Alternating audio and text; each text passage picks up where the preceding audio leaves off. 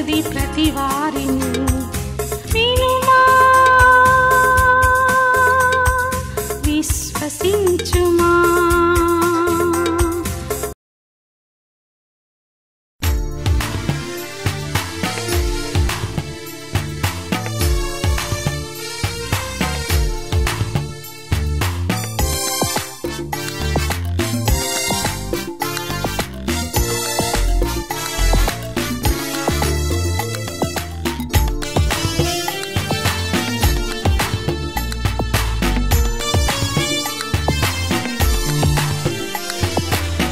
యేసు కొరకు జీవించు ప్రియుడా, యేసులా జీవించు ప్రియుడా. యేసు కొరకు జీవించు ప్రియుడా, యేసులా జీవించు ప్రియుడా. నమ్మదగిన శిష్యునిలా, శక్తిగల భక్తునిలా, నమ్మదగిన శిష్యునిలా, శక్తిగల భక్తునిలా. యేసు కొరకు జీవించు ప్రియుడా, యేసులా జీవించు ప్రియుడా.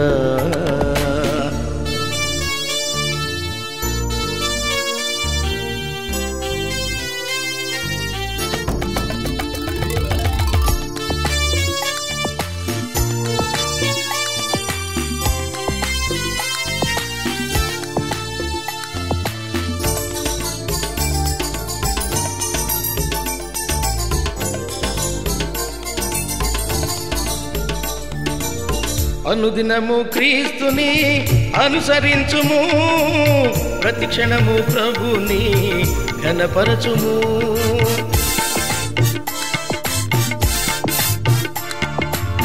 అనుదినము క్రీస్తుని అనుసరించుము, ప్రతిక్షణము ప్రభుని ఘనపరచుము. సిలువను నీవు విడనాడకుము, గురి యొద్దకు నీవు పరుగెత్తుము. సిలువను నీవు విడనాడకుము, గురి యొద్దకు నీవు పరుగెత్తుము. యేసు కొరకు జీవించు ప్రియుడా, యేసులా జీవించు ప్రియుడా. యేసు కొరకు జీవించు ప్రియుడా, యేసులా జీవించు ప్రియుడా.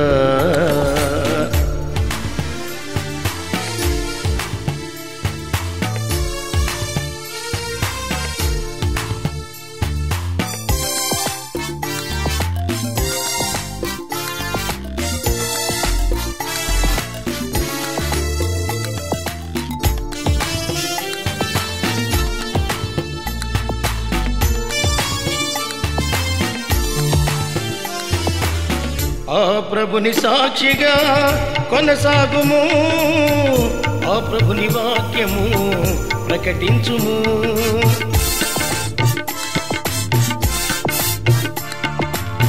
ఆ ప్రభుని సాక్షిగా కొనసాగుము, ఆ ప్రభుని వాక్యము ప్రకటించుము. ఆయన రాజ్యమును విస్తరింపజేయుము, నశించే ఆత్మల రక్షించుము. ఆయన రాజ్యమును విస్తరింపజేయుము, నశించే ఆత్మల రక్షింపుము. యేసు కొరకు జీవించు ప్రియుడా, యేసులా జీవించు ప్రియుడా. యేసు కొరకు జీవించు ప్రియుడా, యేసులా జీవించు ప్రియుడా. నమ్మదగిన శిష్యునిలా, శక్తిగల భక్తునిలా, నమ్మదగిన శిష్యునిలా, శక్తిగల భక్తునిలా. యేసు కొరకు జీవించు ప్రియుడా, యేసులా జీవించు ప్రియుడా.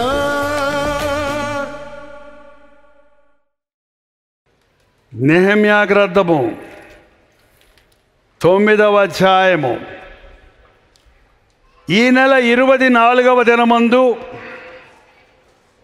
ఇశ్రాయేలీయులు ఉపవాసం ఉండి గోనెపట్ట కట్టుకొని తల మీద ధూళి వేసుకొని కూడి వచ్చిరి.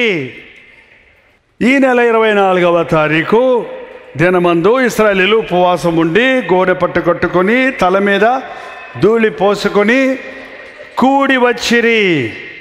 ఇశ్రాయేలీయులు అన్యజనులందరిలో నుండి ప్రత్యేకపరచబడిన వారై నిలువబడి తమ పాపములను, తమ పితరుల పాపములను ఒప్పుకొనిరి. ఏం చేశారండి? ఇశ్రాయేలీయులందరూ అన్యజనులలో నుండి ప్రత్యేకించబడి దేవుని సన్నిధికి వచ్చి నిలువబడి తమ పాపములను ఒప్పుకొనుచుంటిరి. ఈ పాటికి మీరు అది చేశారని నమ్ముతున్నా. ఇందాక మీరు నిలబడ్డారు, కొందరు మోకరించారు. మీ పాపములు ఒప్పుకున్నారా? ఒప్పుకున్నారా? ఏదో ఒకటో పాటు తలకాయ ఉందిగా.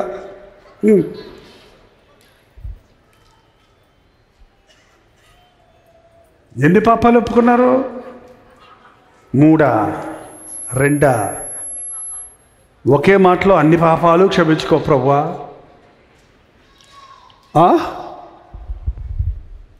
నీకు దెబ్బ తగిలిందనుకోండి, మీ అమ్మగారు నీకు మందు రాయాలని నూనె లేకపోతే ఆయింట్మెంట్ తీసుకొచ్చారనుకోండి, ఎన్ని దెబ్బలు చూపిస్తావు? 1, 2? ఒళ్ళంతా దెబ్బలు తగిలే, ఒకటో చూపిస్తావా? చొక్కా కింద ఉందో చూపించవా? ఏంటండి నడు మీద ఉందో చూపించవా?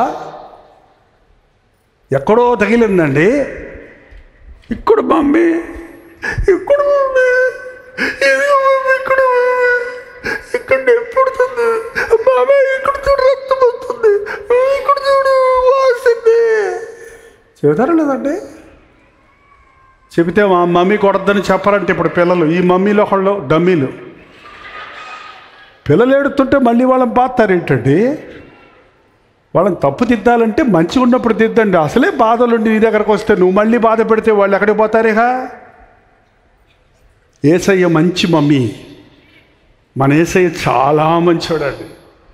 ఎప్పుడు తిట్టడు, గద్దిస్తాడు, బుద్ధి చెప్తాడు. కానీ నువ్వు కూలిపోయినప్పుడు కాదు, కుమిలిపోతున్నప్పుడు కాదు, నువ్వు కృంగినప్పుడు కాదు.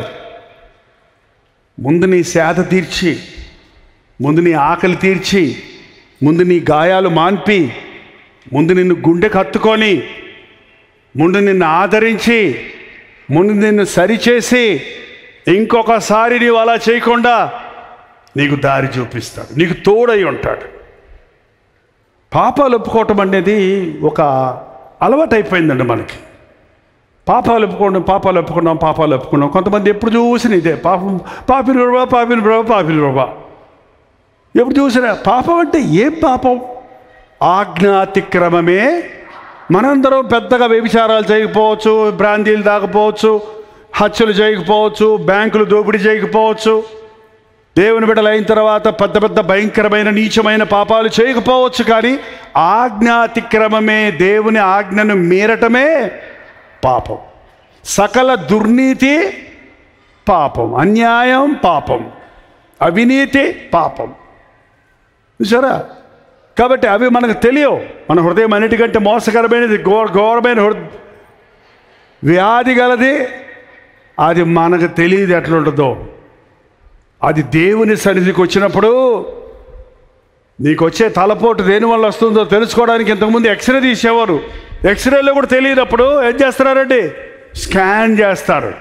అంటే వెలుగు కిరణాలు నీ తల మీద పడేటట్టు చేసినప్పుడు అంత పవర్ఫుల్ లైట్లో నీ స్పెసిఫికేషన్, నీలో ఉన్న చిన్న ఆ జాయింట్స్లో ఉన్న చిన్న వ్యాధులు, చిన్న బలహీనతలు, చిన్న వంకరలు చూపిస్తాయి. దేవుని సన్నిధి అనేది ఒక స్కానింగ్ సెంటర్ లాంటిది. మన హృదయాంతరేంద్రియాలను ఆయన పరిశీలించేవాడుగా ఉన్నాడు. మన దృష్టికి మనం ఎప్పుడు మంచివాళ్ళుగానే ఉంటాం. ఇతరుల దృష్టికి కూడా చాలాసార్లు మనం మంచిగా ఉంటాం. ఎందుకంటే మన అంతరంగం వాడికి తెలియదు. కానీ దేవుని సన్నిధిలోకి వచ్చినప్పుడు మన నీచ స్థితి, మన యొక్క మోసకరమైన స్థితి మనం తెలుసుకోగలుగుతాం. నీ ముఖ కాంతిలో మా రహస్య పాపాలు కనబడుతూ ఉన్నాయి.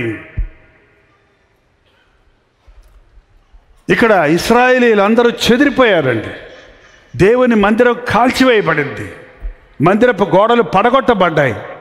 ఆ సమయంలో నెహెమ్యా పూనుకున్నాడు, ప్రార్థించి ఉపవాసం ఉండి కొన్ని నెలలు ఉపవాసం ఉండి ప్రార్థించి ఈ పనికి వచ్చాడు. అక్కడికి వచ్చి జనులందరినీ పోగు చేశాడు. అక్కడ ఎజ్రా అనే ఒక శాస్త్రి ఉన్నాడు. ఆయన కూడా మనుషులు హృదయాలను జీవితాలను ఇశ్రాయేలు జనాంగమును దేవుడు ఎన్నుకున్న దేవుడు కోరుకున్న జనులు తప్పిపోయారు. వాళ్ళు అన్యులతో సహవాసం చేశారు, అన్యులతో వివాహాలు చేసుకున్నారు, అన్యాచారాలతో కుటుంబాలు నింపుకున్నారు.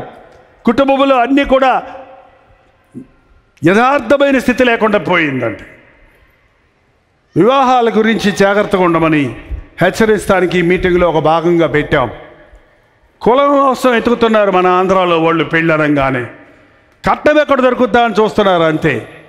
మా నాన్న మాకు 8 మందికి పెళ్ళిళ్ళు చేశాడు.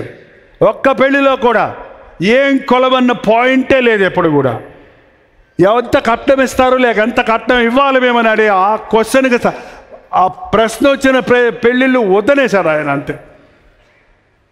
ఒక్కరికి కట్నం ఇవ్వలేదు, ఒక్క విషయంలో పెళ్లి గురించి అడగలేదు. 4 అమ్మాయిలు 4 అబ్బాయిలు 8 పెళ్ళిళ్ళు 2 సంవత్సరాల్లో చేశాడు ప్రభు పాదాలు పట్టుకొని. ఎవరు పట్టుకొని? మ్యాట్రిమోనియం పట్టుకొని కాదు, ప్రభు పాదాలు పట్టుకొని. ఏంటంటే కానీ ఈ రోజున ప్రతిదానికి బంధువులు చెప్పారు మన కులం పోతుంది, కట్నం ఎక్కువ వస్తుంది. ఇక్కడ ఇశ్రాయేలీలు చేసిన పెద్ద పాపం ఏంటంటే అన్యజనులతో సహవాసం చేసి ప్రభువుని ఎరిగిన వారు ప్రభువుని ఎరగని వారితో వియ్యముంది అనవసరమైన కలవరాలు తెచ్చుకున్నారు.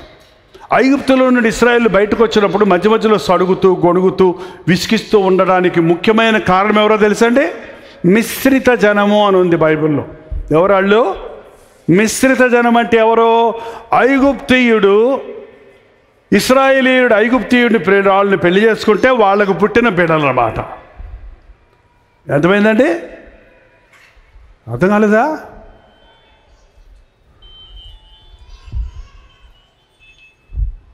ఒక అవిశ్వాసి విశ్వాసికి పుట్టిన బిడ్డలు ఎలా ఉంటారండి? 2 ఉంటాయి వాళ్ళల్లో. భక్తికి భక్తి ఉంటుంది, లోకానికి లౌక్యము ఉంటుంది. కుదరదు. దేవుని దగ్గర ఉంటే వెచ్చగా ఉండు, లేకపోతే చల్లగా ఉండు. నులివెచ్చగా ఉంటేనే నేను ఉమ్మేస్తానన్నాడు ప్రభు.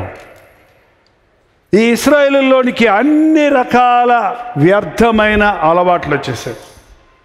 ఎప్పుడైతే దేవునికి విరోధంగా మనం ఉంటామో సాతానుకు సన్నిహితులం అయిపోతాం. ఎప్పుడైతే ప్రభువుకు దూరం అవుతుంటామో సాతానుకు మనం దగ్గర అవుతూ ఉంటాం. చూసారండి? దేవుని యొద్దకు రండి, అపవాదిని ఎదిరించండి, అప్పుడు వాడు మీ ఎదురండి పారిపోతాడు. మీరు సాతాను దగ్గరే ఉంటూ దేవా నువ్వు నాకు సహాయం చేయమంటూ మాకు విడుదల దొరకలేదంటే ఎట్లా వస్తుంది? అందుకే మొదట మన పాపములను మనము ఒప్పుకొనిన ఎడల ఆయన నమ్మదగినవాడు నీతిమంతుడు గనక మన సకల దుర్నీతి నుండి ఆయన మనలను పవిత్రులుగా చేయను.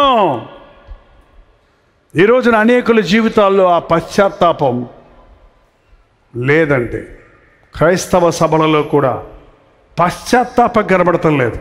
పాటలు వినబడుతున్నాయి, ఆరాధనలు చేస్తున్నారు, ఆర్భాటాలు చేస్తున్నారు, హల్లెలూయాలు చెప్తున్నాం. ఎందుకంటే మనం కూడా చెప్పాం కదా, అందుకని మరి మీరు చెప్పలేదా అంటారు ఎవరంటే పొద్దున్నాను. ఏంటంటే దేవుని బిడ్డలైనట్టుగా రాజకైన వారిగా బైబిల్ పట్టుకొని వస్తున్నాం.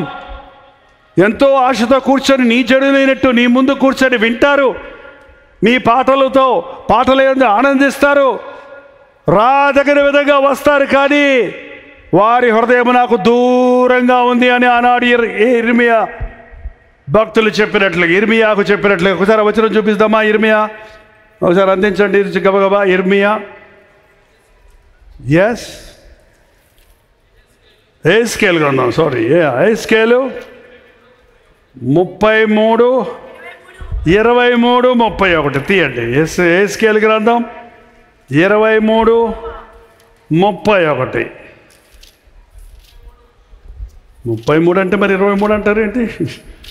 ఓకే 33, 31 నేను చదువుతున్న. రాజనులు రాజగిరి వారిగా నీ యొద్దకు వచ్చి నా జనులైనటువంటి నీ యొద్ద కూర్చోండి, నీ మాటలు విందురు. బాగుంది అంతవరకు కదండి. దొరికిందంటే ఎస్కేల్ గ్రంథం 33వ అధ్యాయం 31వ వచనం. నా జనులు, ఎవరి జనులు? మనం అందరం యేసయ్య జనులమే, దేవుని బిడ్డలమే.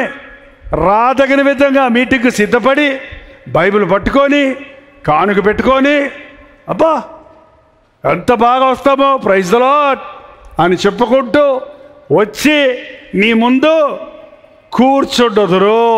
అబ్బా అసలు ఈ 11 గంటలకు వచ్చి ఇప్పుడు దాకా కూర్చున్నారంటేనే మీరు చాలా గ్రేట్ అండి కదా.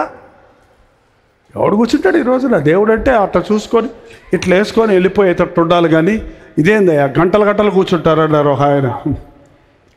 దేవుడు అని అట్లా కూర్చుంటే మనకేమన్నా పనులు అవుతాయా? మనకు డబ్బులు ఎవడిస్తాడు, మనకు తిండి ఎవడు పెడతాడు, మన ఉద్యోగాలు ఏమైపోతాయి, వ్యాపారాలు ఏమైపోతాయి అంటున్నారు కొంతమంది పిచ్చోళ్ళు. యేసయ్య లేకుండా నువ్వు చేసిన వ్యాపారం అంతా చివరికి దివాళే కదా. యేసయ్య లేకుండా నువ్వు చేసిన ఉద్యోగం అంతా అయిపోయి రిటైర్ అయ్యాక నీకు మిగిలిందేంటి? 30 లక్షల అప్పు, 33 జబ్బులు, బీపీ, షుగరు, థైరాయిడ్, కీళ్ళ నొప్పులు, కాళ్ళు నొప్పులు. అయ్యాక నీకు మిగిలింది నువ్వు చేసిన ఉద్యోగానికి. దేవుని సన్నిధిలో ఒక దినము గడుపుట 1000 దినముల కంటే శ్రేష్టం. ఏదో పెద్ద త్యాగం చేసామనుకోవద్దు. ఒకరోజు దేవునికి ఇస్తే దేవునికి ఏదో చేసామనుకోవద్దు, నీకే అది మేలు. రాదగిన విధంగా వచ్చి నీ ముందు కూర్చుంటారు, చాలా బాగుంది.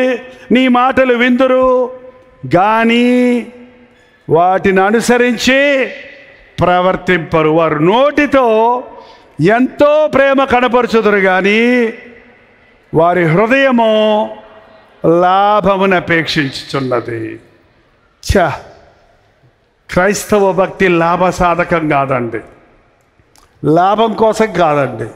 ఈ సోషల్ మీడియా వచ్చాక మాలా సూట్లు బూట్లు వేసుకున్న పాస్టర్లు చూసిన వాళ్ళందరూ లోకంలో ఉన్నోళ్ళు వ్యాపారం వీళ్ళకే డబ్బు సుఖం. మా సుఖం ఏంటో చూడాలి, మా ఎంట వస్తే తెలుస్తుంది. మా ఇంటున్న వాళ్ళు ఉన్నారు, చెన్నైలో అడగండి. ఎంతసేపు పడుకుంటామో, ఎంతసేపు తింటామో. ఏంటండి విజయవాడలో ఇక్కడ టీం ఉన్నారు, అడగండి. ఎంత ప్రయాసపడితే ఎన్ని రోజులు, వారం రోజుల నుంచి చేస్తున్నారు ఈ ఏర్పాట్లన్నీ కూడా. ఎవడిస్తున్నాడు డబ్బులు?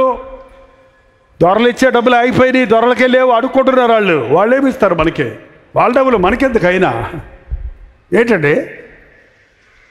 మనం పిల్లలకు పెళ్లి చేయాలన్నప్పుడు రోడ్డు మీద గుడ్డేసుకొని బాబో కూతురు పెళ్లి చేయాలి బాబో పిచ్చమైంది అని అడుగుతావా నువ్వు? ఒక్కడవు నీ బిడ్డ పెళ్ళికి నువ్వు అంత ఖర్చు పెడితే ఇంతమందికి కలిసి మీటింగ్ పెట్టుకోలేమండి. చూసే వాళ్ళకి ఏంటి, ఎవడో డబ్బులు ఇస్తే మనం పెట్టేశామంట, ఏదో మత మార్పిడి చేసేసామంట. ఇది ఒక పెద్ద తంట అయిపోయింది ఈ రోజుల్లో. సేవకుడు లాభం కోసం సేవ చేయకూడదు, విశ్వాసులు లాభం కోసం విశ్వాసం ఉంచకూడదు. క్రైస్తవ జీవితం లాభం కాదు, త్యాగం. చెప్పండి, క్రైస్తవ జీవితం చర్చికి వస్తే నాకేమొస్తుంది కాదు, నేనేమివ్వనా చర్చికి అనేది. దేవుడికి వస్తే దేవుడు నాకేమి ఇచ్చాడా కాదు, నేనేమి ఇవ్వాలా దేవునికి. అసలు మనకు ఉన్నాయన్నీ ఎవరిచ్చినాయి? నిజమేనా?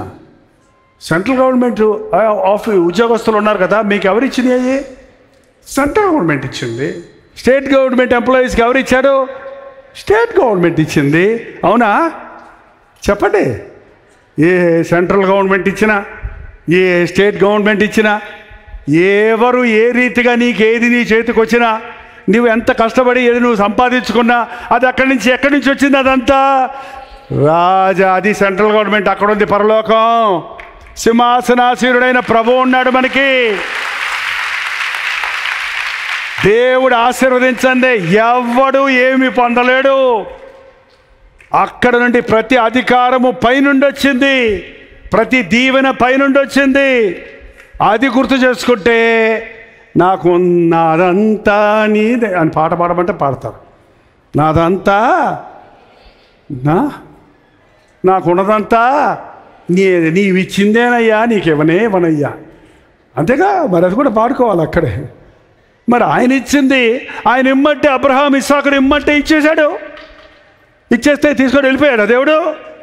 అరే దీని మూల నువ్వు నాకు భయపడుతున్నావని తెలిసింది కాబట్టి నేను ఇంకా నిన్ను ఆశీర్వదిస్తాను, నీకు ఈ ఆకాశపు నక్షత్రములని సంతానం ఇస్తానని చెప్పాడు. ఈ రోజున మనం దేవునికి ఇవ్వం, ఉన్నదాన్ని పోగొట్టుకుంటున్నాం. ఇస్తే వస్తుంది అనేది లాటరీ టికెట్లా కాదు. ఇది దేవుడు ఇచ్చినా ఇవ్వకపోయినా. యోబు జీవితంలో ఎన్నో ఇచ్చాడు దేవుడు, అన్నీ తీసేశాడు దేవుడు. ఇచ్చినప్పుడు ఎలా సంతోషపడతామో తీసేసినప్పుడు అలా సంతోషపడితే బాగుంటుంది. ఈ మధ్య కొన్ని చోట్ల చూస్తున్నామండి, చాలామందికి పైకి రా అంటే వస్తారు, కిందకి వెళ్ళంటే మూతి ముడుస్తారు. నిన్ను పైకి పిలిచింది ఎవరు? నిన్ను కిందకి వెళ్ళమంది ఎవరు?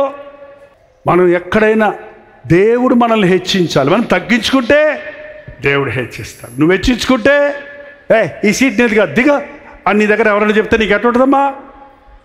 అయ్యో కింద కూర్చున్నారు ఏంటండి, వచ్చి పైన కూర్చోండి అని చెప్తే ఎట్లుంటుంది? సంతోషపడుతుంది కదా.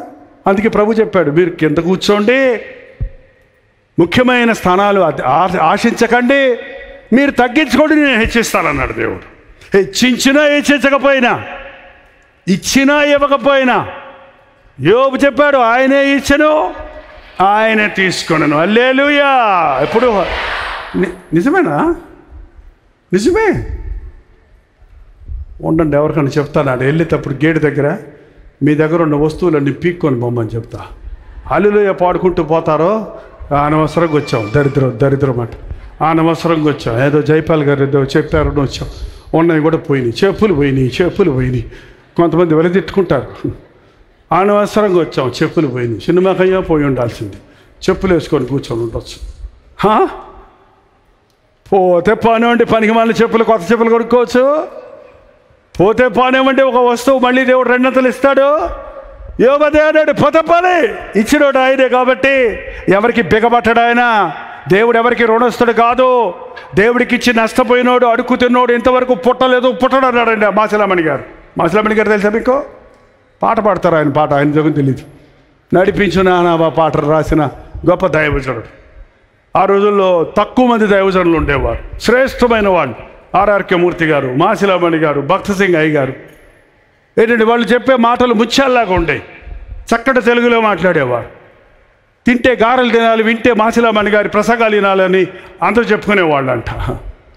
ఆయన చెప్పిన ఒక మాటల్లో ఈ మాట ఏంటంటే, దేవుడికి ఇచ్చి అడుక్కు తిన్నవాడు, నష్టపోయినవాడు ఇంతవరకు ఒకడు కూడా పుట్టలేదు, ఇక మీదట పుట్టడు. నాతో పాటు చదువుకున్న నా కాలేజ్ మేట్స్ చాలామంది, నా ఫ్రెండ్స్ ఇవాళ లోకంలో లేరండి. వాళ్ళు చాలామంది ఒకళ్ళిద్దరు అక్కడక్కడ ఉంటే అప్పుడప్పుడు కలిస్తే నేను గుర్తుపట్టలేను వాళ్ళు. అసలు అంతగా వాళ్ళు వంగిపోయి ముసలోళ్ళు అయిపోయి ఏదో రోగాలతో పడి ఉన్నారు అక్కడ. చాలామంది అడిగితే ఎప్పుడో చచ్చిపోయాడు అన్నారు. మరి నా జీవితం దేవునికి ఇచ్చాను కాబట్టి నా జీవితాన్ని దేవుడు కాపాడాడు. నీ జీవితం దేవునికి ఎవనొస్తాడా? అదేంటో యేసు ప్రభువుకి ఇమ్మంటే ఈ తల్లులే అడ్డం పడుతున్నారండి. నీ కొడుకుని దేవునికి ఇమ్మ అంటే వాడి భవిష్యత్తు ఏమైపోతావు అంటారు ఏంటండి? మా అమ్మ నన్ను ఇచ్చిందండి, నా భవిష్యత్తు ఏమైందండి? మా అమ్మని అడగండి, వెళ్ళిపోయింది, పరలోకం వెళ్ళింది, వెళ్ళి అడగండి. పరలోకం వెళ్ళేట్టు అడుగుతారు. మా నాన్న మా అమ్మ నన్ను ఇచ్చారు, 18 ఏళ్ళ కుర్రోడిని. ఎట్ట ఇస్తారు చెప్పండి? పెద్ద కొడుకుని నేను ఇంట్లో. అవును పెద్దప్పుడు నువ్వు దేవుని సొత్తు, అడగక్కర్లేదు. ఇంకా ఇవాళ నీ బిడ్డను దేవునికి ఇమ్మంటే ఏమైపోద్దో అదే మనుషులు అంటారు. మళ్ళీ వీళ్ళకేమండి దేవుని సేవ చేసే వాళ్ళకి బోల్ డబ్బులు అంటారు. నువ్వు రా దేవుని సేవ డబ్బు, నేను రాను కష్టం అంటారు. మరి ఇదేంటిది? నువ్వే 2 నోట్ల 4తో మాట్లాడుతున్నావు. దేవుని సేవకులకు బోల్ డబ్బులు అంటే నువ్వు కూడా రా. కష్టే ఫలే. సేవకు వచ్చినంత మాత్రం దీవించబడడం, కష్టపడాలి, నిందలు పడాలి, అవమానాలు పడాలి, శ్రమ పడాలి, అప్పగించిన పనిని నమ్మకంగా చేయాలి. ఈ రోజున చాలామంది మనం దేవుని సన్నిధికి వస్తున్నాము, మంచి ప్రసంగాలు వింటున్నామండి. ఇవాళ సగటునటండి ప్రతి విశ్వాసి ఇంతకుముందు ఒక్క పాస్టర్ గారి ప్రసంగమే వినేవాళ్ళు, వారానికి ఒక్కసారే వినేవాళ్ళు. అది సరిపోయేది వాళ్ళకి వారం అంతటికి. వారం అంతా వాక్యాన్ని ధ్యానిస్తూ దాని ప్రకారంగా జీవిస్తుండేవారు. ఇప్పుడు అనుదిన ధ్యానం రోజుకు 3 సార్లు నేనే చెప్తున్నా. రోజు మీ చర్చెస్లో వింటున్నారు. మళ్ళీ సోషల్ మీడియాలోకి వెళ్తే చాలామంది దైవజనుల ప్రసంగాలు, పాటలు వింటున్నారు. ఇన్ని పాటలు విని, ఇన్ని వాక్యాలు విని, ఇన్ని మీటింగులకు వచ్చి చివరికి క్రైస్తవ జీవితంలో విశ్వాసులు ఏమవుతున్నారు? ఉజ్జీవించబడుతున్నారా? పరిపూర్ణులవుతున్నారా? ఆ వాక్యానుసారంగా జీవించి మండుచు వెలుగుచు ప్రకాశించుచున్న దీపముల వలె, వక్రజనము మధ్య జ్యోతుల వలె వీడు క్రైస్తవుడని గుర్తుపట్టగలిగిన స్థితిలో నీవు నీ ఆఫీసులో, నీ కాలేజీలో, నీ ఉద్యోగ స్థలంలో ఉన్నావా? వాళ్ళు అబద్ధాలు ఆడుతున్నారు, నువ్వు అబద్ధాలు ఆడుతున్నారు. వాడు దొంగ సంతకం పెడతారు, నువ్వు దొంగ సంతకం పెడుతున్నావు. వాళ్ళు లంచాలు తీసుకుంటారు, నువ్వు లంచాలు తీసుకుంటున్నావు. వాళ్ళు సినిమాలకు పోతున్నారు, నువ్వు సినిమా. పేరొక్కటే క్రైస్తవుడు. ఏం ప్రయోజనం? పేరొక్కటే దేవుడిని నమ్ముకున్నాను. నేను దేవుడిని నమ్ముకోవటం గొప్ప ఏముంది? దేవుడు అక్కడే నమ్ముతున్నాను అంటున్నావు. దయ్యాలు కూడా నమ్మి వణుకుచున్నవి. క్రియలు లేని విశ్వాసము వ్యర్థము. రాదగిన విధంగా వస్తారు, నీ మాటలు వింటారు, నోటితో ఎంతో ప్రేమ కనపరుస్తారు, కానీ వారి హృదయము లాభమును అపేక్షిస్తున్నది. నీవు వారికి వాద్యము బాగా వాయించుచు మంచి స్వరము కలిగిన గాయకుడిగా ఉన్నావు. వారు నీ మాటలు విందురు కానీ వాటిని అనుసరించి నడుచుకొనరు. వాళ్ళ పాటలో పాటలు అంటే మంచి వాయించాలి. నేను సేవ ప్రారంభించిన దినంలో ఒక డ్రమ్ము ఉండేది, పెద్ద డ్రమ్ము. ఆ డ్రమ్ము కొడతాం నేర్చుకుంటే నాకు చేతగాల. ఒక చిన్నపిల్లోడు నేర్చుకొని కొట్టేవాడు. నేను కంచెరు పెట్టుకునేవాడిని. దాసులారదర అది కూడా నేర్చుకున్నాను కంచెరు అనుకునేవాడిని. కంచెరు అంటే తెలుసా? అది కూడా తెలీదా? అంతే. ఈ ఎలక్ట్రానిక్ ఎక్విప్మెంట్స్ అనేవి లేవు. ఇంకా కొంచెం రోజులు అయిన తర్వాత హార్మోనియం పెట్టుండేది అంటారు చూడండి. అవి పెట్టుకొని పాటలు పాడితే మనుషులు కింద పడి ఏడ్చేవాళ్ళు. పాట పాడుతున్నప్పుడు నీ ప్రేమ రుచించిన నాడే నన్ను నేను మరచితినయ్యా. కత్తిలాగా గుచ్చుకునేది ఆ మాటలో. నీ ప్రేమ రుచించిన రోజు నాయన నువ్వు నన్ను ఎంత ప్రేమించావయ్యా. ఎంత దౌర్భాగ్యపు స్థితిలో ఉన్నప్పుడు నువ్వు నన్ను ప్రేమించావు.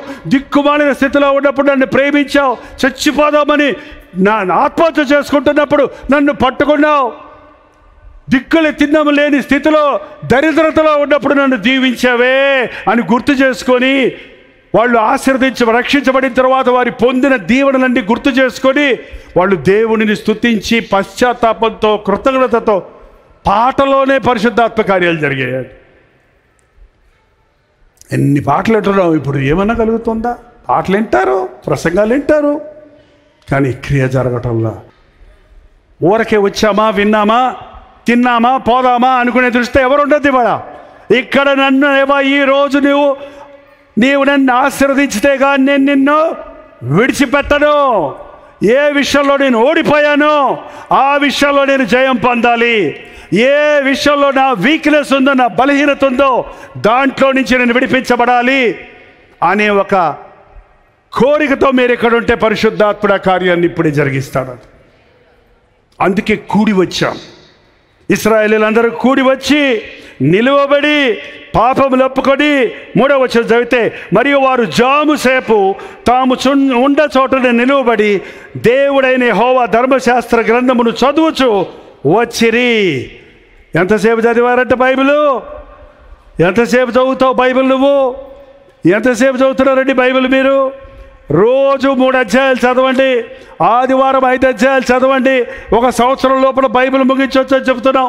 72 గంటలు పట్టుపట్టి కూర్చుంటే ఆది కాండం నుండి ప్రకటన గ్రంథం వరకు ఒకసారి చదువు ముగించేయచ్చు. 72 గంటలు 3 రోజులు ఉపవాసం ఉండి కూర్చోండి, బైబిల్ చదువుకోండి. పోనీ 6 రోజులు చదవండి, పోనీ 4 రోజులు చదవండి, పథకాలు ఉన్నాయి. ఎన్ని సంవత్సరాలు క్రైస్తవుడైనా బైబిల్ చదవడు. బైబిల్ ఎప్పుడో చదివేశారంటారు కొంతమంది అతి జ్ఞానులు ఉన్నారు. చాలాసార్లు చదివేశారంటున్నారు. ఇప్పటికి చాలాసార్లు తిని ఉంటారు అన్నం. ఎన్నిసార్లు తిని ఉంటారు లెక్క పెట్టుకున్నారు ఎప్పుడన్నా మీరు? పుట్టినప్పటి నుంచి ఇప్పుడు దాకా ఎన్నిసార్లు అన్నం తిని ఉంటారు చెప్పండి నాకు. రోజుకు 3 సార్లు చెప్పనా? ఏంటంటే మాట్లాడరు. రోజుకు 3 సార్లు చెప్పండి. నెలకు ఎన్నిసార్లు తింటున్నారు? 90 సార్లా? 90 సార్లు. సంవత్సరానికి ఒకవేళ మీరు తిన్న అన్నం ఎంత బస్తాలు వేస్తే ఈ పాటికి 30-40 బస్తాలు తిని ఉంటారు మీరు. మీరు తిన్న మాంసం అంత వేస్తే కనీసం 100 కోళ్ళు ఉంటాయి. ఒకటి తినింది మరి మళ్ళీ ఆకలి అంటారేంటి? ఎప్పుడో తినింది పనికిరాదు, మళ్ళీ తినాలి. ఎప్పుడో నీతి పనికిరాదు. ఇవాళ నీ హృదయ శుద్ధి కాపాడుకోవాలి. దేహానికి ఆహారం ఎంత అవసరమో హృదయానికి దేవుని వాక్యం అంత అవసరం. అందుకే అనుదినమన్నా, అనుదిన ధ్యానం, అనుదిన వాక్యం. జాము సేపు అంటే 3 గంటలు 4 గంటలు ఇంచుమించు 3-4 గంటలు నిలువబడి బైబిల్ చదివారంట. అలా చదివితేదారండి మనం దేవునితో అలాగా వాక్యముతో ఉదక స్థానం అయిపోద్ది మన శరీరం అంతా కూడా. అలా గంటలు వాక్యం చదువుతున్నప్పుడు నీ నవనాడుల్లో ఉన్న ప్రతి బలహీనత నుంచి విడుదల పొందుతావు. వాక్యముతో దింపబడినప్పుడు వాక్యము నిన్ను పరిశుద్ధపరుస్తుంది, నిన్ను ప్రక్షాళన చేస్తుంది. జాము సేపు వాక్యం చదివిన తర్వాత ఏం చేశారు చూడండి. ఒక జాము సేపు తమ పాపములు ఒప్పుకొనిరి, నమస్కారము చేసిరి. జాము 3 గంటలు ఒప్పుకున్నారంటే 3 పాపాలు ఒప్పుకుంటే సరిపోతాయా? 3 గంటలు ఒప్పుకోగలిగినండి పాపాలు ఏమన్నాయా పనాలో? 3 గంటలు కాదండి. మనం చేసే పాపాలన్నీ మా తలలు ముంచేసాయి అంటున్నాడు ఎజ్రా. మేము పాపములు ఎజ్రా 9వ అధ్యాయంలో, I don't want to go to detail, లోపలికి వెళ్ళి మళ్ళీ ఇంకా ఎక్కువ కన్ఫ్యూజ్ చేయకుండా పాయింట్ టు పాయింట్ మీతో చెప్పి ముగించాలనుకుంటున్నా.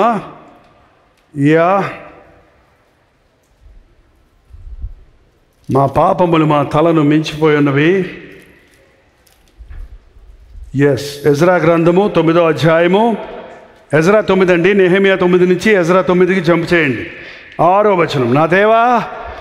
నా దేవా ముఖముని వైపు ఎత్తుకొనుటకు సిగ్గుపడి ఖిన్నుడనై ఉంటిని.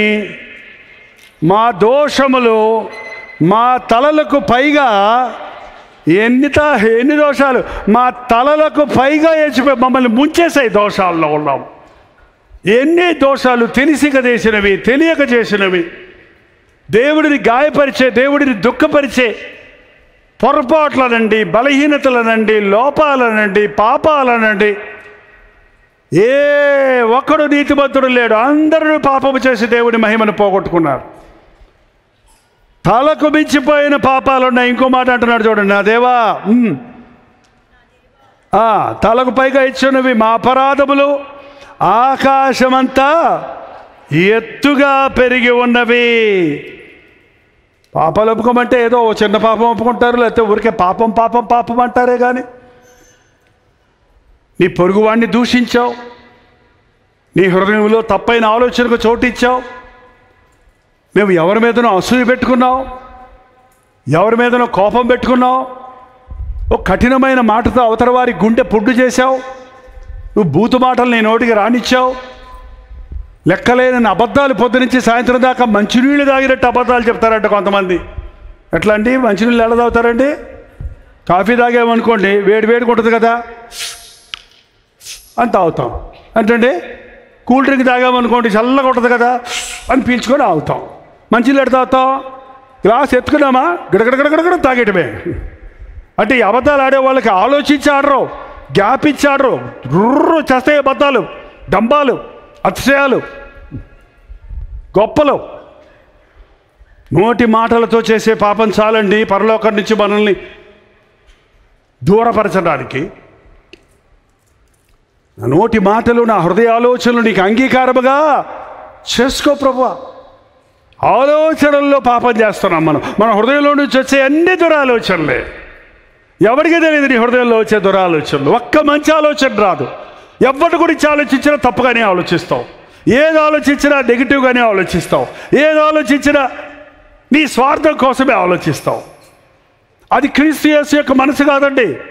ప్రతివాడు తమ సొంత కార్యములు చేసుకుందరు కానీ దేవుని కార్యాలు చేయరు. క్రీస్తు యేసును కలిగిన మనసు మనలో రావాలి. ఆయన బిడ్డలమైతే, ఆయన బిడ్డలమని చెప్పుకునే మనం ఆయన పరిపూర్ణుడైనట్టు మనం అన్ని విషయంలో పరిపూర్ణులుగా ఉండాలి. ఆయన పరిశుద్ధుడైనట్టు మనం సకల ప్రవర్తనలో పరిశుద్ధుడై ఉండాలని దేవుడు ఆశిస్తున్నాడు. కానీ ఈరోజును చూస్తే పేరుకు మాత్రమే క్రైస్తవులు. కాబట్టి వాటినన్నిటినీ కక్కేద్దామండి. వాటన్నిటిని దేవుని సందులో ఒప్పేసుకుందాం. ఇవాళ వాళ్ళు జాము సేపు వాళ్ళ పాపాలు ఒప్పుకున్నారట. వాళ్ళ పాపాలే కాకుండా వాళ్ళ పితరుల పాపాలు ఒప్పుకున్నారంట. అవును, మన పితరుల పాపాలు మనం ఎందుకు ఒప్పుకోవాలి? ఎంతమంది మా తల్లిదండ్రులు రక్షించబడ్డవారు అంటారో చేయి చూపించండి. మా తల్లిదండ్రులు రక్షించబడ్డారు అన్నవాళ్ళు చేయి చూపించండి. పోనీ క్రైస్తవులు విశ్వాసులు అన్నవాళ్ళన్నా చేయి చూపించండి. మా తల్లిదండ్రులు విశ్వాసులు అన్నవాళ్ళు. ఓకే, చూసారా, నాట్ ఈవెన్ 50% ఇక్కడ మనల్నే కోరుకున్నాడు మన కుటుంబంలో. హల్లెలూయా, హల్లెలూయా. మీలో అనేకుల్ని దేవుడు అన్యజనంలో నుండి కోరుకున్నాడు. నిన్ను నీ పితరులకి నీ బిడ్డలకి దీవెనకరంగా చేయాలని కోరుకున్నాడండి. ఒకవేళ మీ నాన్నగారు ప్రభు నమ్ముకున్నారంటే వాళ్ళ నాన్నగారు నమ్ముకొని ఉండకపోవచ్చు, కానీ దేవుడు ఆయన్ని కోరుకొని నీ కోసము ఆయనకి రక్షణ ఇచ్చాడు. మా నాన్న చాలా సంవత్సరాలు ఆయన ఇష్టం వచ్చినట్టు బతికాడు. 40 ఏళ్ళ వయసు వచ్చే వరకు, నాకు 18 ఏళ్ళ వయసు వచ్చే వరకు. నాకు 18వ సంవత్సరం వయసు వచ్చేటప్పటికి నేను పాపంలో పోతున్న సమయంలో అద్భుతంగా దేవుడు మా నాన్నను మార్చాడు. ఇప్పటికీ నేను నమ్మేది ఏంటంటే మా నాన్నను దేవుడు ఎందుకు మార్చాడంటే నన్ను మార్చటానికి. ఆయన మారిన తర్వాత ఆయన భారం ఏంటంటే, ప్రభా నా పాపాలు నా కుమారుడు ఒళ్ళో పడనివ్వకు. జ్యేష్ఠుడి కుమారుడి ఒడిలో పడతాయంట తండ్రి పాపాలు. జాగ్రత్త అండి, మీ బిడ్డలు పుట్టిన తర్వాత మీరు చేసే తప్పుల వల్ల మీకే కాదు మీ బిడ్డలకు కూడా ఆస్తి సమకూరుస్తున్నారు. ఏంటి? పాపం అనే ఆస్తి, శాపం అనే ఆస్తి. బిడ్డలను కన్న తర్వాత కూడా భయభక్తులు లేవండి మీకు దేవుని మీద. నీ జీవితాన్ని ఎలాగో పాడు చేసుకున్నావు. కనీసం నీ బిడ్డలన్నా దీవించబడాలని ఆశపడితే నువ్వు దేవుని వైపు తిరగాలండి. దేవుడు కోరుకున్నాడు. నీ పితరుల పాపాలు ఉన్నాయి, వంశపారంపర్యమైన పాపాలు ఉన్నాయి. పితృపారంపర్యమైన మీ వ్యర్థ ప్రవర్తన విడిచిపెట్టినట్లు నిర్దోషము నిష్కలంకమైన క్రీస్తు రక్తము ద్వారా మీరు విమోచించబడ్డారు. హెరిడిటీ అంటారండి. ఇప్పుడు చూడండి, 20 ఏళ్ళకే షుగర్ అన్నాడు. ఏంటంటే మా అమ్మ నాన్నకు ఉందండి, లేదా మా అమ్మకు ఉందండి, మా నాన్నకు ఉందండి, నాకు వచ్చేసింది. Fits, sugar, diabetic, heart problem, psoriasis, చర్మ సంబంధమైన వ్యాధులు నీకు లేకపోయినా ఎందుకు వచ్చాయి? నువ్వు పాపం చేయలా, కానీ నీ తల్లిదండ్రులది నీకు వచ్చింది. గెహాజీ పాపం చేశాడు, గెహాజీ పిల్లలు ఏం పాపం చేయలా, కానీ గెహాజీ పిల్లలందరూ కుష్ఠరోగులంట. వాళ్ళ అన్నదమ్ములు, వాళ్ళ పిల్లలు అందరు గోక్కుంటే ఏంద్రా మన అందరం ఇట్టాగే ఉన్నామేంద్రా. మన తాత ఒకడు ఉన్నాడు దరిద్రుడు. ఆ తాతగాడు ఆ డబ్బుల కోసం ఆ రథ వెనకాల పడి సేవ చేస్తారని వెళ్ళి ఎలీషా లాంటి గొప్ప దైవజుడి దగ్గర ఉండి కక్కుర్తి పడి అబద్ధాలు చెప్పి అబద్ధాన్ని ఒప్పుకోకుండా శాపగ్రస్తుడయ్యాడ్రా. మన నాన్న మనకు బంగారం ఇచ్చాడు, కుష్టి ఇచ్చాడు. భలేగుంది కదా. బంగారము కుష్టు 2 ఇచ్చి పంపిస్తామంటే గుమ్మం దగ్గర ఎవరికి కావాలో తీసుకెళ్ళండి. చెప్పండి, పట్టు చీర కుష్టు రోగం ఎవరికి కావాలమ్మా? నువ్వు పట్టు చీర కట్టుకుంటే ఎవరన్నా నిన్ను చూస్తారా? ఒళ్ళంతా ముక్కు అంతా అరిగిపోయి, చెవులంతా అరిగిపోయి, చేతులు ఎటువంటి పట్టు చీర 10,000 చీర కట్టుకున్నావు అనుకో, 20,000 సవరాలు బంగారం వేసుకున్నావు అనుకో, అక్క బాగున్నావు అంటారా? అమ్మో నా దగ్గరకు రాక అక్క అంటారు కదా. ఏంటండి, ఏం మనుషులండి? ఆహారము కంటే ప్రాణమును, వస్త్రముల కంటే శరీరము ముఖ్యం కదా. ఏం తిందామా ఏం తాగుదామా అంటావే కానీ నీ హృదయ శుద్ధిని కాపాడుకోవే. ఏంటండి, ఎంతమంది ఈ రోజున తల్లిదండ్రుల దోషం, ఆ శాపం పిల్లల మీదకి వస్తుంది. వాళ్ళు ఒప్పుకునే స్థితిలో లేరు. కాబట్టి ఏం చేయాలి? నువ్వేం చేయాలి? పితరుల కొరకు కూడా మీరు రక్షించబడ్డవారైతే మీ తల్లిదండ్రుల రక్షణ కోసం ప్రార్థన చేయండి. మీ అమ్మ కోసం ప్రార్థన చేయండి. అమ్మమ్మ కోసం ప్రార్థన చేయండి. మీరు అమ్మమ్మలు రక్షించబడితే మీ బిడ్డల కోసం, బిడ్డల కోసం ప్రార్థన చేయండి. నీ ప్రార్థన నీ బిడ్డల్ని గొప్పవారిని చేస్తుంది. నీ లోకత్వం నీ బిడ్డలను నాశనం చేస్తుంది. బాలుడు నడవవలసిన త్రోవ వాడికి నేర్పించేవాడు పెద్దవాడైనప్పుడు గొప్పవాడు అవుతాడని బైబిల్ చెప్తుంది. మన పితరుల పాపాలు కూడా మనం ఒప్పుకొని ప్రార్థన చేయాలి. కొంతమంది అలిసిపోయినట్టున్నారు. ఒక్కసారి అల్లు చెప్పండి. ఒప్పుకున్నారా? అలిసిపోయామని ఒప్పుకున్నారా? హల్లెలూయా. యా, ఒప్పుకున్నాక ఏం చేశారో చూద్దాం. చూడండి, మెట్ల మీద నిలబడి వాళ్ళు ఎలుగెత్తి ప్రార్థన చేసిన తర్వాత ఒక్కసారి నేను కొన్ని ముఖ్యమైన పాయింట్స్ అందులో మీకు చూపించేసి మనం కొంచెం ప్రార్థన చేసి ఈ సెషన్ ముగించుకుందాం. దేవా, వాళ్ళు వాళ్ళ స్థితిని చెప్పుకుంటున్నారు, ఒప్పుకుంటున్నారు, మాకు చేసిన మేళ్ళని గురించి తలంచుకుంటున్నారు. ముఖ్యంగా దేవుని సన్నిధిలో చేరినప్పుడు ఒకటి, దేవుని గొప్పతనాన్ని మనం గుర్తించాలి, మన యొక్క దరిద్రతను మనం గ్రహించాలి. వీఆర్ నాట్ ఈక్వల్ అండి. దేవుడు మనం సమం కాదు, కానీ మనల్ని సమానులుగా చేశాడు. ఆయన సమానంగా చేసినా కూడా, నిన్ను ఆయనతో పాటు కూర్చోబెట్టుకోవడానికి చూసినా కూడా ఈ లోకంలో ఉన్నంత వరకు ఆయన మనం ఒకటి కాదండి, ఒకటి కాదు. చాలాసార్లు మనం ఒక ప్రేమ చూపించే దైవజనుడిని చూసినప్పుడు, తగ్గించుకునే దైవజనుడిని చూసినప్పుడు తగ్గించుకోవటం కంటే చాలామంది ఈ రోజున ఈక్వల్గా చేసుకుంటున్నారు. వాళ్ళు కూడా దానివల్ల నష్టపోతున్నారు. దేవుడు చేసిన మేళ్లను కృతజ్ఞత లేకపోతే దేవుడు ఎవరి కోసం చేస్తాడు మేళ్ళు? దేవుడు అంటే మేలు చేయాల్సినోడే కదా, దేవుడి పని ఏంటి, దీవించవలసిందే కదా అన్నట్టు టేక్ ఇట్ ఫర్ గ్రాంటెడ్ అంటాడు. చూడండి, ఎవడి కోసం దేవుడు చేస్తాడు అనుకుంటాడు. దేవుడికి చేయాల్సిన అవసరం ఏం లేదండి, నీకు మేలు చేయాల్సిన అవసరం. నీ స్థితి నువ్వు గ్రహించుకుంటే ఎంత అనర్హుడివో, ఎంత అపవిత్రుడివో, ఎంతగా తగ్గించబడిన వాడివో, ఎంతగా దేవుడిని హెచ్చించాడో అని తెలుసుకుంటాం. దావీదు ఎప్పుడు అదే గుర్తుపెట్టుకునేవాడు. గొర్రెల దొడ్డులో ఉన్న నన్ను తీసుకొచ్చి సింహాసనం మీద కూర్చుంటూ పెట్టావే, నేను ఎంతటి వాడినయ్యా. ఒక్కసారి ఆలోచన చేయండి. ఒకప్పుడు మీరున్న స్థితికి, ఇప్పుడు మీరున్న స్థితికి, ప్రభువుని నమ్మిన తర్వాత మీరు పొందినటువంటి దీవెనలు ఎక్కువ ఉన్నాయా లేవా? ఉన్నాయా అన్న వాళ్ళు చేసి చూపించండి. అందరూ చూపిస్తున్నారేంటి? చిన్న గుడిసెలో ఉన్న వారికి సొంత ఇల్లు ఇచ్చాడు, అద్దెంట్లో ఉన్నవాడికి ఓన్ హౌస్ ఇచ్చాడు, ఉద్యోగం లేనప్పుడు ఉద్యోగం ఇచ్చాడు, బైక్లో తిరిగే వాళ్ళకి కార్లు ఇచ్చాడు. ఏంటండి, బిడ్డలు లేనప్పుడు బిడ్డలు ఇచ్చాడు. ఒకటా రెండా? మర్చిపోవద్దు. నా ప్రాణమా యెహోవాను సన్నుతించు, ఆయన చేసిన ఉపకారములలో దేనిని మరవద్దు, దేనిని మరవద్దు. ఎప్పుడైతే దేవుడు చేసిన మేలులు గుర్తొస్తాయో మనకి అంత కృతజ్ఞత వస్తుందండి, అంత విరిగి నలిగిన హృదయం వస్తుంది. దేవునికి ఇష్టమైన కానుకేంటో తెలుసా? నీ డబ్బుల మూటలు కాదు ఆయనకి కావాల్సిందే. విరిగి నలిగిన హృదయంతో నీవేది ఇచ్చినా అది ఆయన దృష్టిలో విలువైనది.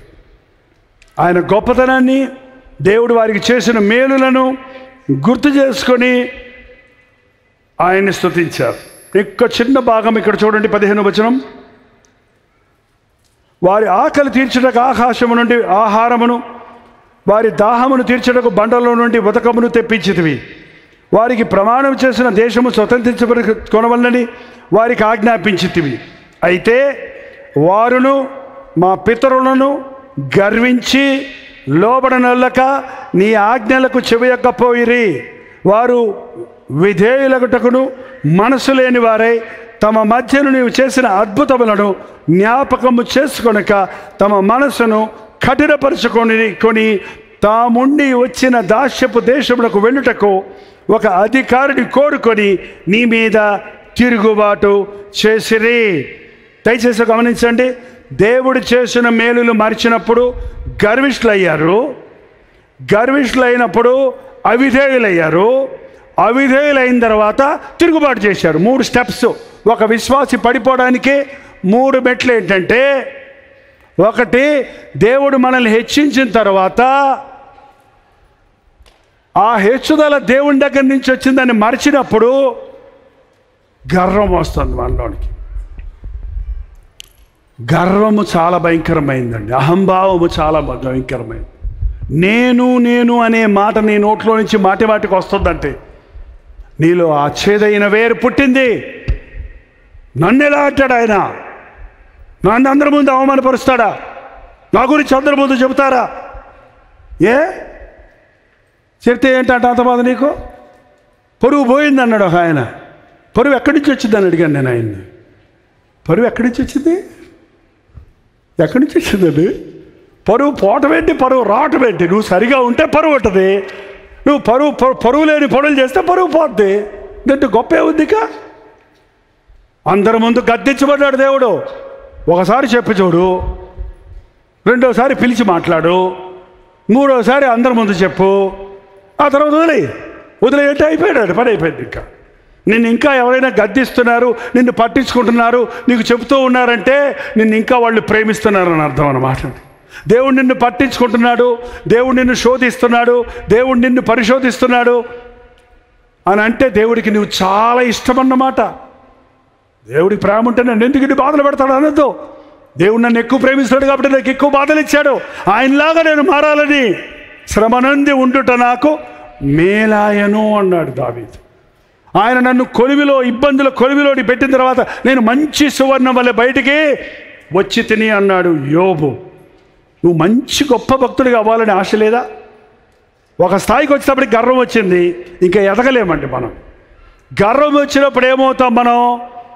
అవిధేయులం అవుతాం, లోబడం. చిన్నపిల్లలు లోబడతారండి, మీసాలు వచ్చాక లోబడరు. కాలేజీకి వెళ్ళాక చూడండి, పల్లెటూరు దాన్న మీకేం తెలుసు ముసలోళ్ళు అంటారు కదండి. దేవుడు ఎక్కువ దీవించాక, దేవుడు నీకు టెక్కిచ్చాక, నీకు దర్జా ఇచ్చాక, నిన్ను పెంచి పెద్ద చేసిన తల్లిదండ్రులు మర్చిపోతున్నావు.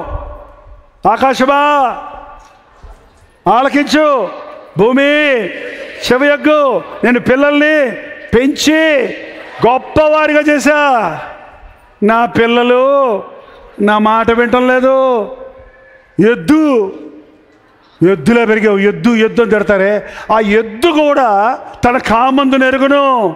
గాడిద, బుద్ధి లేని గాడిద కూడా సాయంకాలం అయితే తన సొంత వాణి దొడ్డి తెలుసుకొని వచ్చేస్తుంది ఇంటికి. కానీ నా జనులు యోచించరు, లోబడరు. మనుషులతో చెప్పుకోలేక, ఎవడు వెనక దేవుడే చెప్పుకుంటున్నాడు. ఆకాశమా భూమి చూడే, భూమి నీ ఇద్దరిని నేను సృష్టించి ఈ మనుషుల కోసం ఇన్ని చేస్తే, వీళ్ళని ఇంత గొప్ప చేస్తే ఇవాళ నన్ను మర్చిపోయారు. చూడు, ఇవాళ ఇదే పరిస్థితి అండి. సంఘాలలో ఉన్న విశ్వాసులు కూడా అలాగే ఉన్నారు చాలామంది.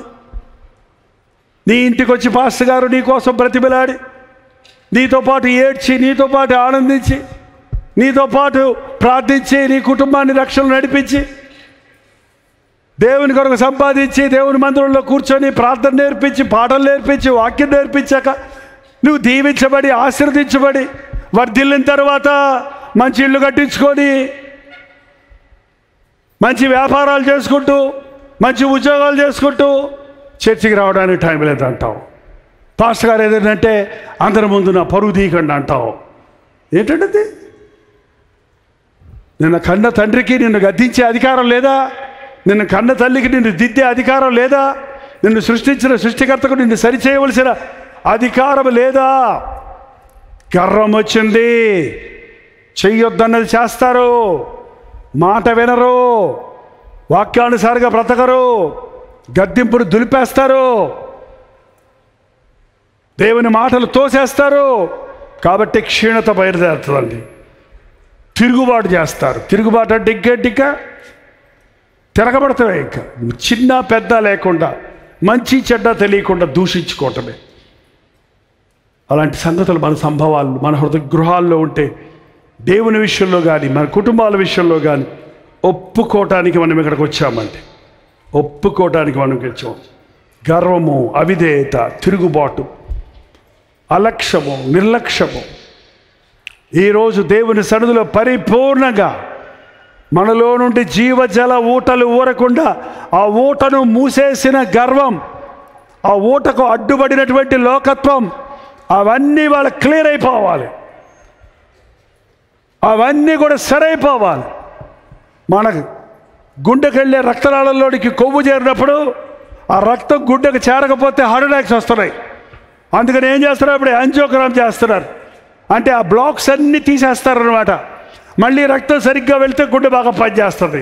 మన ఆధ్యాత్మిక జీవితంలో వర్ధిల్లకుండా, ప్రార్థించకుండా, దేవుని ఆశీర్వాదాలతో, దేవుని సంతోషంతో ఉండకుండా ఉండడానికి కొన్ని బ్లాక్స్ ఉన్నాయి.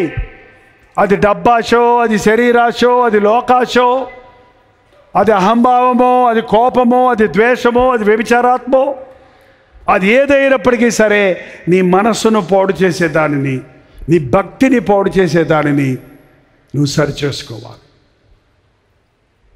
ఈరోజు నేను సరిచేసుకోవాలని ఆశపడుతున్నాను. నా హృదయంలో నుండి జీవ జల ధారలు ఊరాలని. ఈ ఒక్కరోజు భక్తి కాదు, ఇది మొదలుకొని నా జీవితాంతం వరకు రోష కలిగిన దేవుని బిడ్డగా బ్రతకాలని ఆశపడుతున్నాను అన్నవారు మాత్రం అల్లు చెప్పండి. నిజమేనా? వాళ్ళైతే లేచి నిలబడండి. ఒకవేళ మీకు మోకరించడానికి స్థలం ఉంటే, మీరు నాతో పాటు మోకరిస్తానంటే మోకరించి మీ హృదయాలను ప్రభు సన్నిధిలో కుమ్మరించండి. దయచేసి ఎవరు కూడా వెళ్ళొద్దు, ఎవరు కదలొద్దు, ఎవరు అటు ఇటు చూడొద్దు. మోకరించలేని వాడు మీరున్న స్థలాల్లో లేచి నిలబడండి.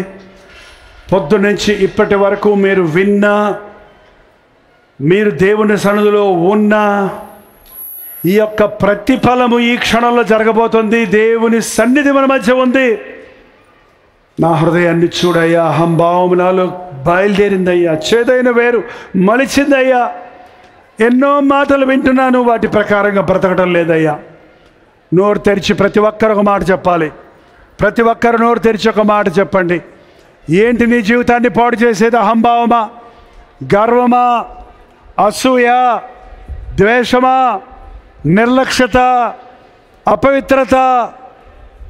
ఏది నిన్ను ఆధ్యాత్మికంగా వర్ధిల్లకుండా చేస్తుందో ఒక్కసారి ప్రభు దగ్గర ఒప్పుకో. నోరు తెరవండి ప్రతి ఒక్కరూ. దేవా, నాలో ఉబికే భక్తి నాకు కావాలయ్యా, నాలో జీవజల ఊటలు కావాలయ్యా, నా హృదయంలోనైనా నిరంతరమైన దీవెన సంతోషం కావాలయ్యా. ఎన్నో బాధలతో వచ్చానయ్యా, ఎన్నో శాపాలు నన్ను చుట్టుకుంటున్నాయ్యా, ఎన్నో రకాల దురభ్యాసాల్లో పడి లేవలేకపోతున్నానేసయ్యా. దేవా, నాకు సహాయం చేయవా. నోరు తెరిచి ప్రతి ఒక్కరు ప్రార్థన చేద్దాం. చాలా ప్రాముఖ్యమైన సమయం ఇది. పరిశుద్ధాత్ముడు నీ గుండెలను రగులు కొల్పే సమయం ఇది.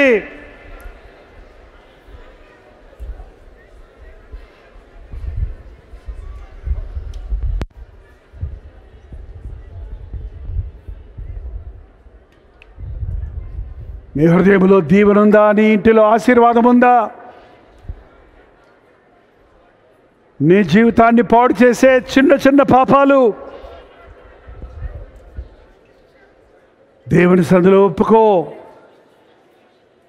అయ్యా, నీ ముఖ కాంతిలో నా రహస్య పాపాలు నాకు చూపించయ్యా.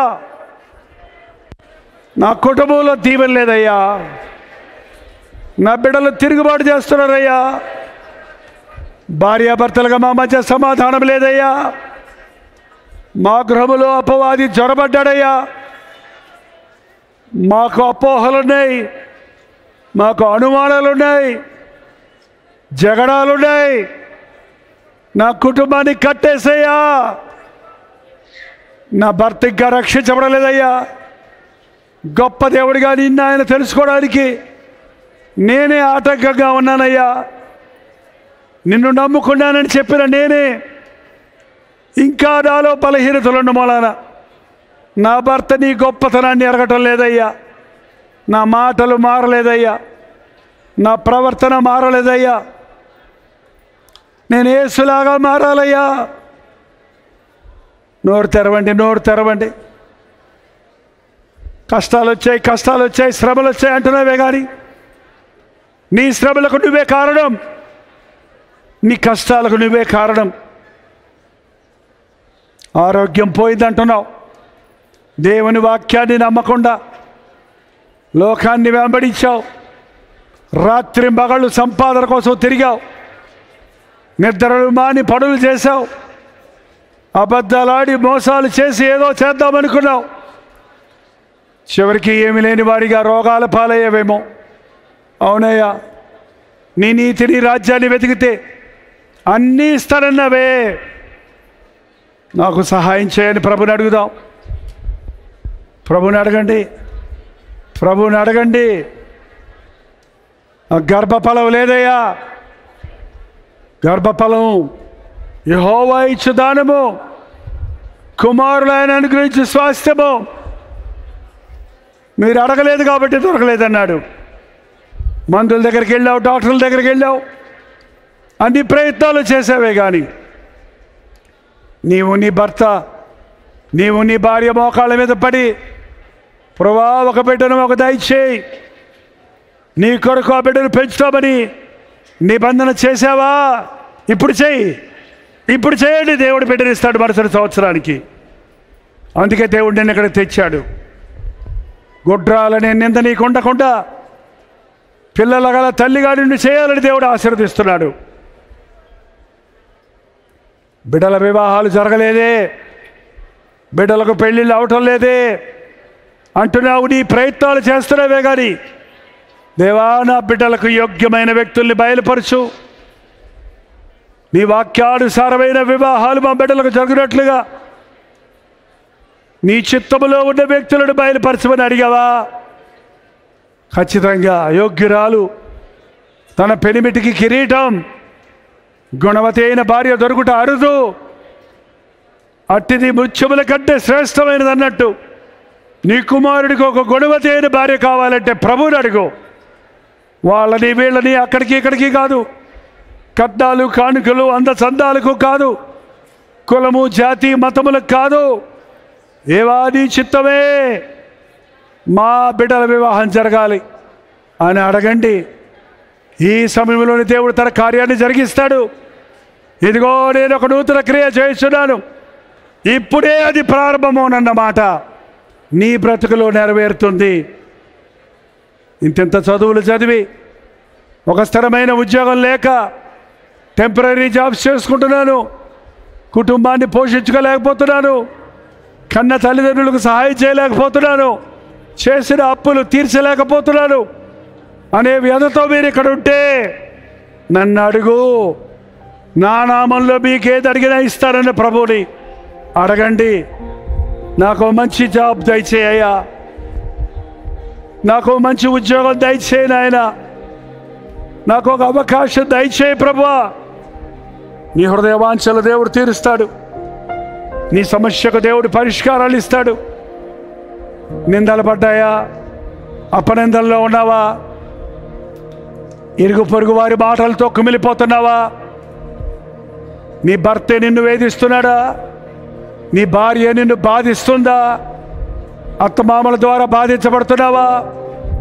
ఎటువంటి చిక్కుల్లో పడున్నా యేసయ్య చెంతకు రా, ఆయన కౌగిల్లో చేరు, ఆయన కౌగిల్లో నిన్ను కప్పి నోటి మాటల వలన కలుగు నొప్పిని కలగకుండా చేస్తాడన్నాడు ఆయన. మనుషుల మాటలు నీ హృదయాలను పాడు చేయకుండా ఆయన నిన్ను కౌగిల్లో దాస్తానంటున్నాడు. ప్రభువా నిన్నే ఆశ్రయిస్తున్నానయ్యా, నీ కౌగిల్లో నన్ను చేర్చయ్యా. అన్నీ పోగొట్టుకున్నానయ్యా నా బుద్ధిహీనత వల్ల. ఆరోగ్యం పోయిందయ్యా, కుటుంబం చెదిరిపోయిందయ్యా, నా త్రాగుడు వల్ల అప్పుల పాలైపోయానయ్యా, అనారోగ్యం పాలైపోయానయ్యా, నా గయ్యాలితనం వలన నా కుటుంబాన్ని కూల్చుకున్నానయ్యా, ఎటువంటి విలువలు లేని జీవితం జీవిస్తున్నాను అంటే యేసయ్య దగ్గరికి రా. ఈ శాపాన్ని సులువులో పొందాడు ఆయన, నీ పాపానికి పరిహారం చేశాడు ఆయన. ఆయన నిన్ను కొట్టడు, తిట్టడు, ఆయన నిన్ను క్షమిస్తాడు. నువ్వు నీకు శిక్ష విధించను, ఇక నువ్వు వెళ్ళి పాపము చేయకు, నా సాక్షిగా బ్రతుకుమని ఈరోజు నీతో సెలవిస్తున్నాడు. నీ పాపము ఊటను ప్రభు పాదాల దగ్గర వదిలి నీ సమస్యల చిక్కులను ప్రభు సన్నిధిలో ఒప్పుకొని ప్రశాంతతతో ఇక్కడ నుండి వెళ్ళాలని, కన్నీటితో ఎవరిలోనికి వచ్చావేమో ఆనందంతో ఇక్కడి నుంచి వెళ్ళాలని, భారము నుండి విడిపించబడి వెళ్ళాలని, హృదయ వాంఛలు తీర్చబడి పంపాలని ప్రభు ఆశిస్తున్నాడయ్యా. నన్ను చూడయ్యా, నోరు తెరవండి, నోరు తెరవండి.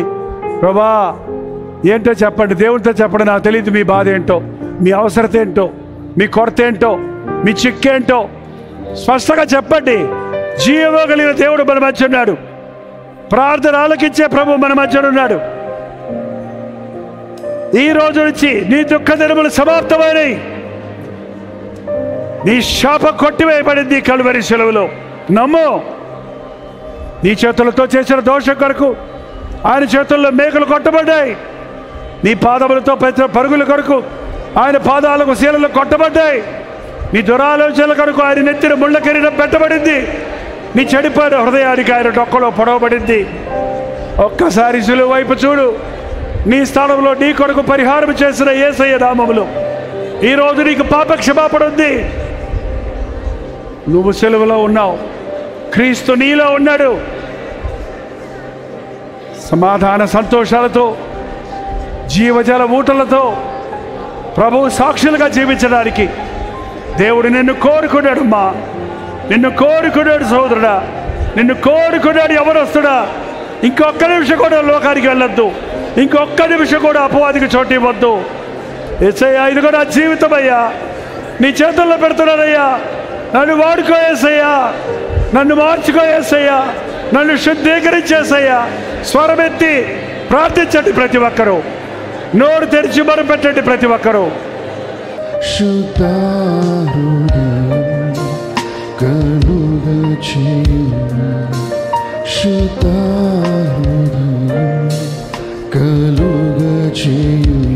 నాలో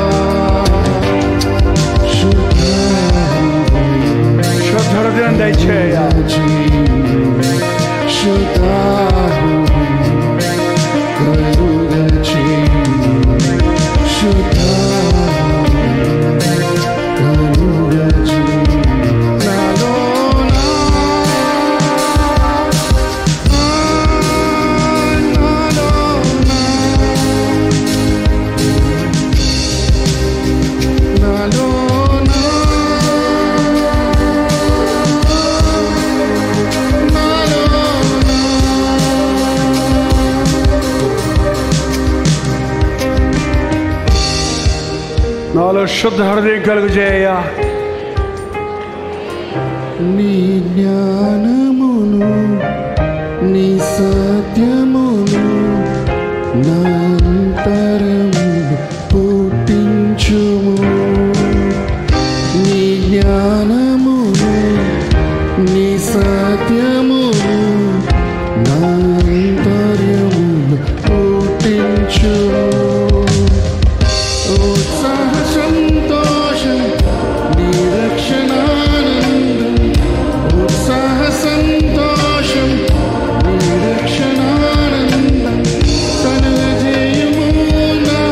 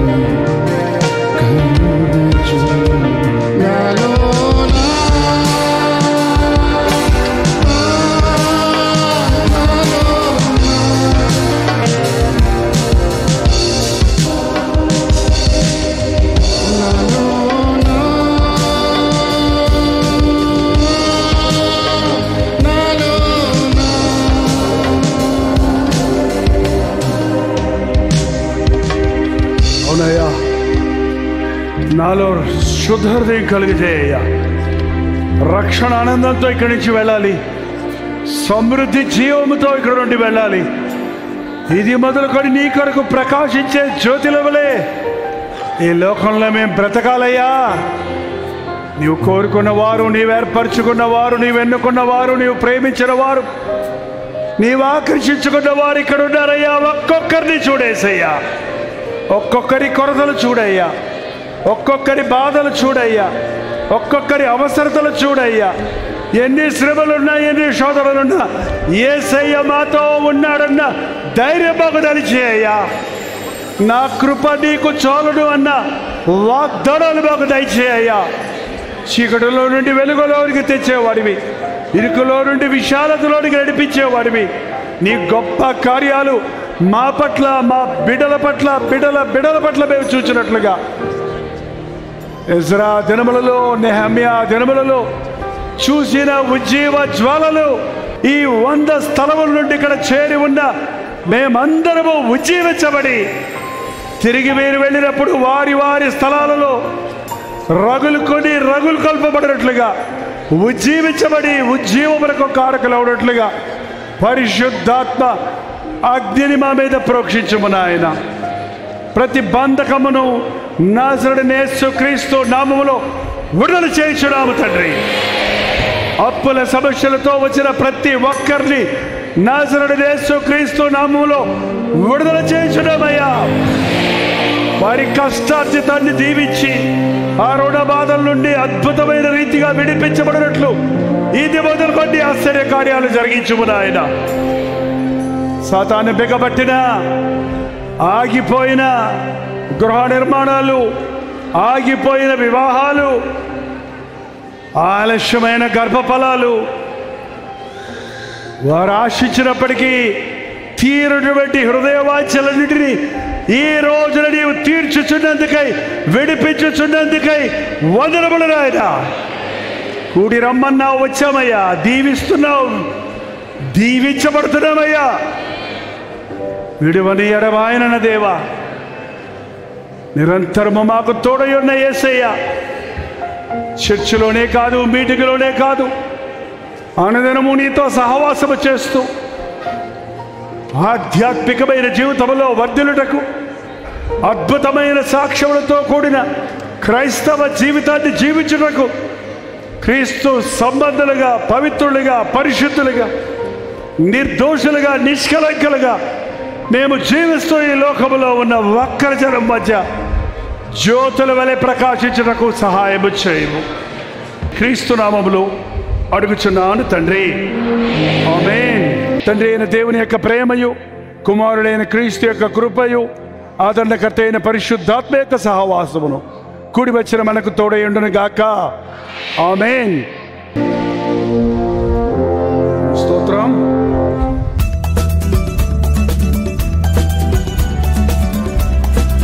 ఒక ముఖ్యమైన విషయం, ఈ జూలై 15కి నేను దేవుని సేవకు వచ్చి 1971 జూలై 15 వచ్చాను. కరెక్ట్గా 54 సంవత్సరాలు అవుతుంది. దేవుడు నన్ను పిలిచాడు, నన్ను అభిషేకించాడు, నన్ను వాడుకుంటున్నాడు. ఈ రోజున అనేక మంది యవనస్తులు వారి టీనేజ్లోనే, వారి యవన ప్రాయంలోనే దేవుని పిలుపును తెలుసుకోవాలి, ఆయన అభిషేకాన్ని పొందుకోవాలనే ఆశతో, సేవ పిలుపున్న వారి కోసం, సేవ చేయాలనే ఆశ కలిగిన వారి కోసం, సేవ చేస్తున్న వాళ్ళ కోసం ప్రత్యేకంగా ఈ మధ్యాహ్నం సెక్షన్ ఏర్పాటు చేస్తున్నాం. దేవుని పిలుపు అంటే ఏంటి, అభిషేకం అంటే ఏంటి, ఒక దైవజనుడు ఎలా ఉండాలి, దేవుని యొక్క ఆత్మ భారంతో కూడిన మనస్సు ఎట్లా ఉంటుంది అనే ముఖ్యమైన అంశాలు. సో రక్షించబడ్డ విశ్వాసులందరూ దేవుని సేవ చేయాలి, ప్రత్యక్షంగా పరోక్షంగా అన్నవారు ప్రత్యేకంగా ఈ మీటింగ్ ఆహ్వానించబడుతున్నారు. రాగలిగిన వాళ్ళు రండి. మరి మీరు కూడా దేవుని అభిషేకాన్ని పొందండి. అలా ఈవినింగ్ సెక్షన్ అదే రోజు 15వ తారీఖు సాయంకాలం 6 గంటల నుంచి 10 గంటల వరకు అది ఒక గెట్ టుగెదర్గా ఉంటుంది. ఎవరైనా రావచ్చు. మరి గెట్ టుగెదర్ అయిన తర్వాత మీకు ఒప్పుకుంటే, అక్కడ మనకి పర్మిషన్స్ ఉంటే మిమ్మల్ని వ్యక్తిగతంగా చూడటానికి, మీకోసం ప్లాన్ చేయడానికి కూడా నేను సిద్ధంగా ఉంటాను. కాబట్టి విజయవాడ పరిసర ప్రాంతాల్లో ఉన్నవారు తప్పకుండా ఈ జూలై 15th మీరు గుర్తుపెట్టుకోండి. యేసునాథుని మేలులు దలచి, యేసునాథుని మేలులు దలచి, స్తోత్రం చెల్లింతుము, స్తుతి స్తోత్రం చెల్లింతుము. దాని స్తోత్రం. మీరు విన్న వర్తమానం మీకు ఆశీర్వాదకరంగా ఉంటే, మీ ప్రార్థన అవసరాల భారాలు ఉంటే 954041 నెంబర్కి ఇప్పుడే ఒక టెక్స్ట్ లేక వాయిస్ మెసేజ్ ద్వారా వాట్సాప్ పంపించండి. మీ వాట్సాప్లన్నీ పరిశీలించి మేము ప్రార్థిస్తున్నాం. ప్రభు అద్భుతంగా మనకు జవాబులు ఇస్తున్నాం. మీరు ఇతర దేశాల్లో ఉంటే 91001008 నెంబర్కి మీ ప్రార్థన అవసరాలు పంపించాం. ఉచితమైతే రేపు ఉదయం 7 గంటలకు అనుదిన ధ్యానంలో మళ్ళీ కలుసుకుందాం. అంతవరకు దేవుని మహాకృప మీకు తోడేడు దాకా.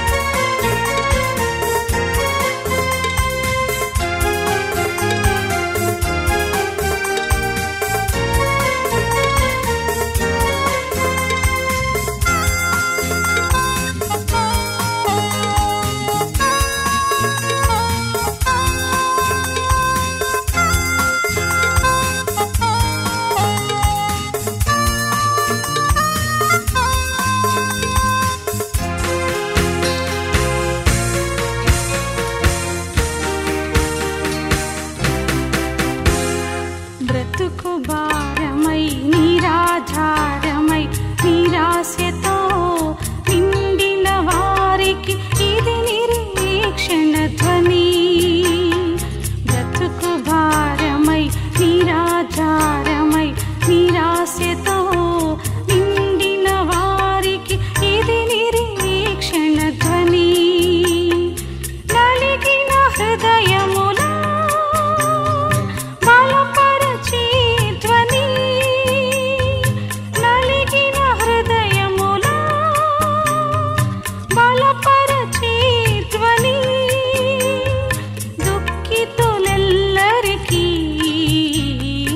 ఇది ఆదరణ ధ్వని. దుఃఖితులెల్లరికీ ఇది ఆదరణ ధ్వని.